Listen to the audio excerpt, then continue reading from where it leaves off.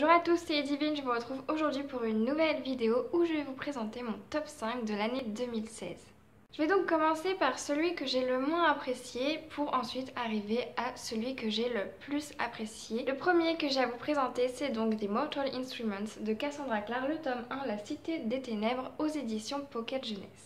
C'est donc un livre fantastique jeunesse dans lequel Clary, une adolescente comme tout le monde, va un jour voir un garçon tuer un homme dans l'ignorance générale, et c'est là qu'elle va se rendre compte qu'au final elle n'est peut-être pas si humaine que ça puisqu'elle voit des gens que les autres ne sont pas censés voir. Dans ce livre, vous avez un bon dynamisme, des personnages qui évoluent du début à la fin et surtout une plume fluide. C'est vraiment pour moi une lecture qui a été très rapide et j'ai apprécié ce livre.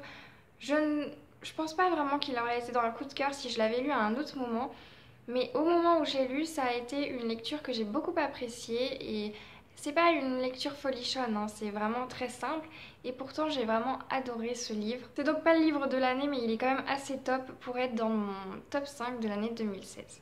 En quatrième place, j'ai donc Miss Peregrine et les enfants particuliers, le tome 1 de Ransom Riggs aux éditions Bayard. C'est donc encore une fois un livre jeunesse fantastique. C'est donc l'histoire de Jacob qui a un grand-père qui est décédé et qui étant petit lui racontait plein d'histoires farfelues auxquelles il croyait étant petit et qui en grandissant n'y croyait plus du tout. Seulement le jour de la mort de son grand-père, il voit une créature que personne d'autre n'a vue et il se rend compte que finalement son grand-père lui disait peut-être la vérité.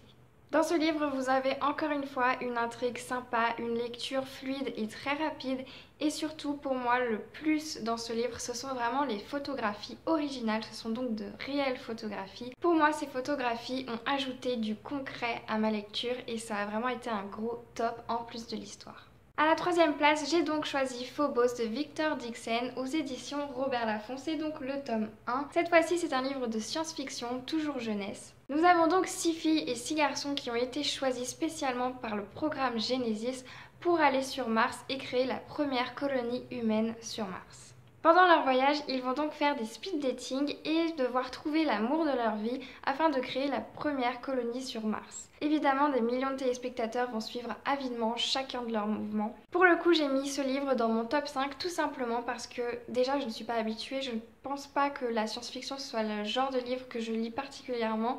Je suis plus généralement tournée vers le fantastique, même si je lis de tout. Il faut dire quand même que la science-fiction, je le laisse un peu de côté. Du coup, pour moi, cet univers, je l'ai vraiment découvert et ça a vraiment été très très original pour moi.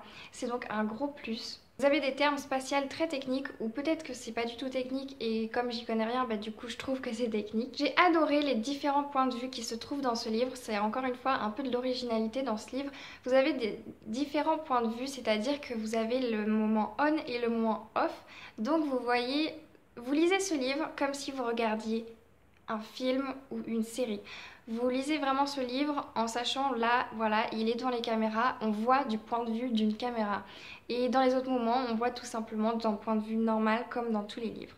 Et ça, c'est vraiment un gros point positif dans ce livre. Dans ce livre, vous allez découvrir des personnages très affectueux, vous allez vous poser des questions autour des candidats garçons. Mais le top du top, c'est vraiment que vous allez avoir un personnage principal, une femme, Léonore, ou plutôt une jeune fille, qui est très forte et indépendante et ça c'est ce qu'on veut vraiment. On en a marre des filles qui se plaignent tout le temps, on en a marre des filles qui ont besoin d'un homme pour les protéger et pour le coup Léonore elle a vraiment pas besoin de ça et clairement c'est elle qui va comprendre qu'est-ce qu'il se passe. Elle va vraiment comprendre qu'il y a un schmilblick quelque part. Et donc en seconde position, j'ai choisi Les Fiancées de l'hiver de Christelle Dabo. C'est donc le tome 1 de La Passe Miroir. Vous avez également le tome 2 qui serait à égalité dans mon top, qui est Les Disparus du clair de lune que j'ai également lu en 2016. C'est donc aux éditions Robert Laffont, c'est un fantastique jeunesse encore une fois et c'est donc l'histoire d'Ophélie qui est capable de lire dans le passé des objets et de traverser les miroirs. Elle vit tranquillement sur son arche d'anima jusqu'au jour où elle se fait fiancer à un garçon nommé Thorn qui fait partie du clan des dragons. Elle doit alors tout quitter pour vivre une vie qui n'est pas franchement des plus simples. Le gros plus dans ce livre, c'est l'originalité. Clairement, l'auteur a fait des choses que je n'aurais jamais imaginées. Pas mal de personnes qui l'ont lu l'ont comparé à Harry Potter, niveau originalité, niveau invention fantastique quoi. Christelle Dabos a vraiment un talent dingue et une super écriture. Vous avez un univers riche en personnages et en fantastique, vous devez vous y attendre. J'ai réellement été émerveillée devant tant de paysages, devant tant de... Tout est si bien décrit, on s'imagine à la perfection ce que l'auteur veut nous montrer. Pour moi, dans ce livre, chaque personnage, chaque objet, chaque lieu a son propre caractère et c'est vraiment cool pour la lecture.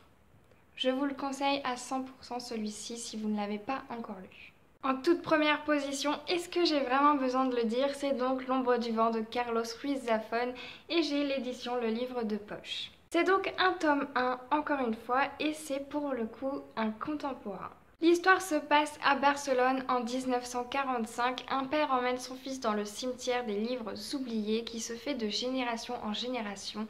Et le jeune Daniel doit donc choisir un livre au hasard, celui qui l'interpelle, celui qu'il a envie et qu'il gardera avec lui pour toujours.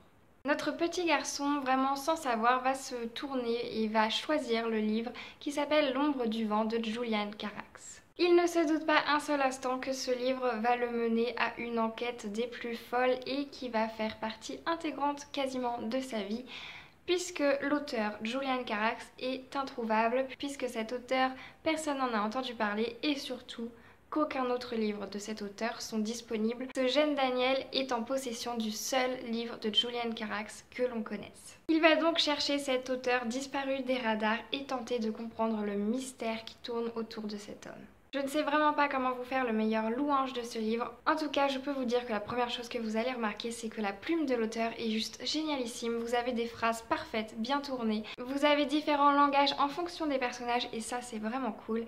Vous avez donc les paysans, leur façon de parler et les personnes un peu plus soutenues. L'intrigue vous tient en haleine du début à la fin. Vraiment, je ne vous mens pas. Moi, j'ai pris ce livre, je ne me doutais pas un seul instant que ça allait être un coup de cœur et peut-être que c'est pour ça justement, je ne m'attendais pas à énormément de choses à propos de ce livre et du coup j'ai eu mon coup de cœur. Dans ma vie de lecteur, je n'ai quasiment jamais eu un coup de cœur. Je pense que ce livre est le premier vrai coup de cœur que j'ai.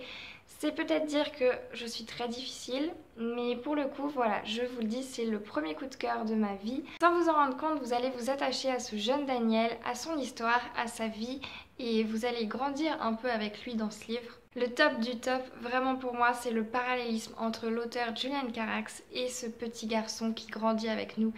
Sa vie est en parallèle avec Julian Carax et c'est vraiment ce que j'ai le plus aimé, je pense, dans cette histoire. Je vous le conseille donc très fortement, j'espère que vous aussi vous aurez un coup de cœur sur ce livre parce que moi vraiment je n'aurais pas aimé passer à côté, donc s'il vous plaît ne faites pas l'erreur de passer à côté de ce livre. Et si vous l'avez lu et que vous n'avez pas eu un coup de cœur ou que vous ne l'avez pas aimé, n'hésitez pas à m'expliquer pourquoi en commentaire, ce serait assez intéressant étant donné que pour moi, comme je vous l'ai dit, c'est mon premier coup de cœur. Voilà, cette vidéo est déjà terminée, j'espère qu'elle vous aura plu. Je vous retrouve donc la semaine prochaine, je ne sais pas encore quelle vidéo je vous ferai. En attendant, je vous souhaite de très bonnes lectures et vous dis à la prochaine.